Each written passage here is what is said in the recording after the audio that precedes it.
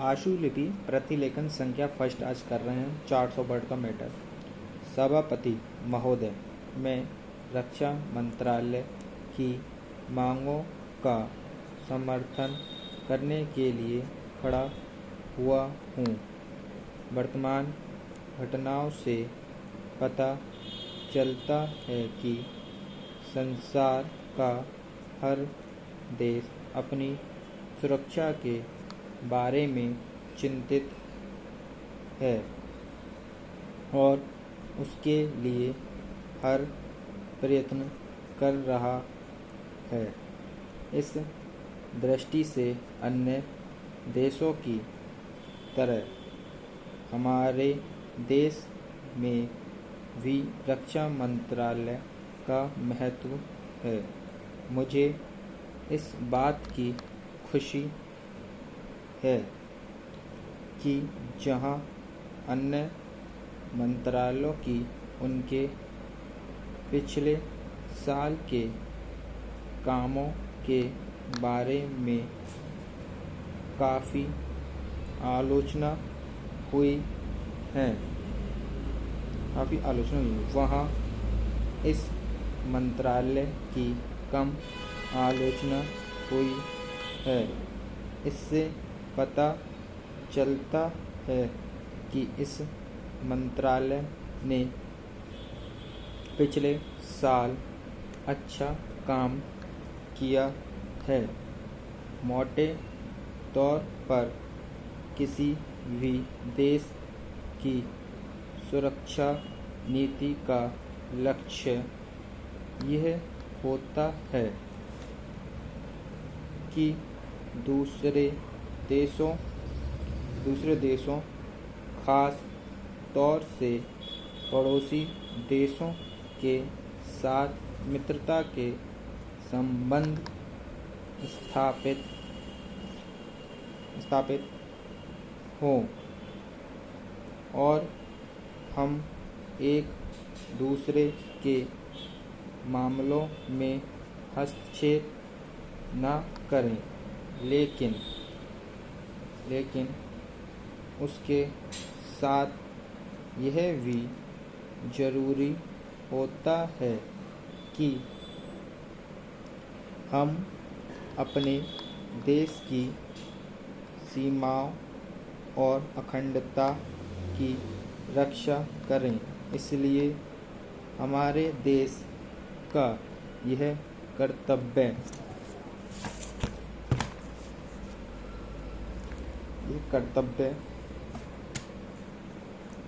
हो जाता है कि हम अपने पड़ोसियों के कार्यों पर पूरी नज़र रखें,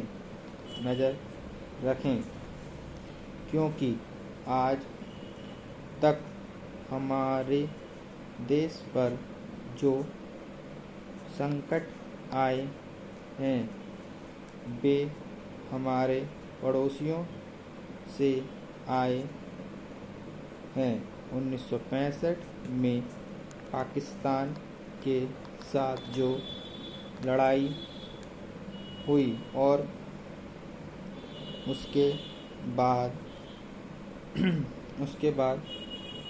ताशकंद में जो समझौता हुआ वह सिर्फ कागज पर ही रहा। पाकिस्तान ने उस पर कोई अमल नहीं किया। इस दृष्टि से बहुत जरूरी है कि हम अपने देश की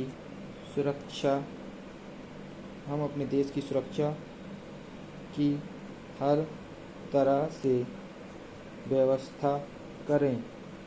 हमारा उद्देश्य दूसरों पर आक्रमण करना नहीं है, लेकिन यदि हम पर कोई आक्रमण करे तो हम में इतनी शक्ति अवश्य होनी चाहिए कि हम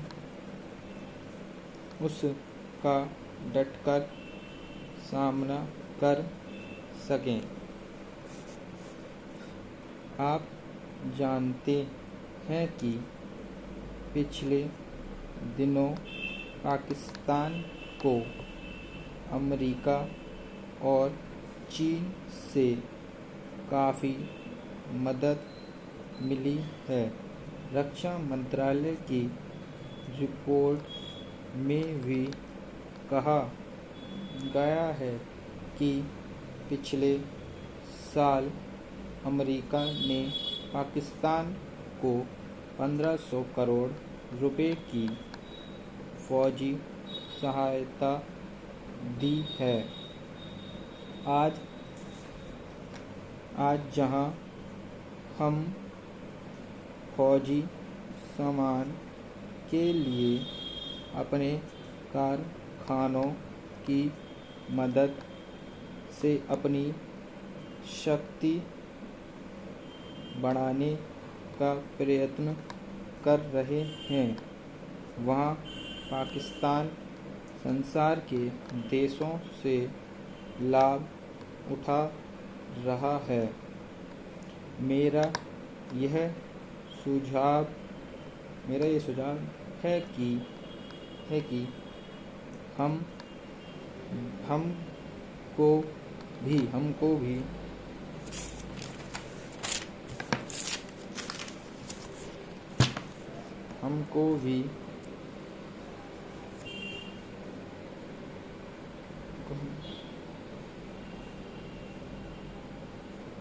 हमको भी अपनी शक्ति बढ़ाने के लिए संसार के अन्य देशों से अधिक फौजी सामान खरीदना चाहिए। आज तिब्बत की सीमा पर चीन की 1.5 लाख फौज खड़ी है।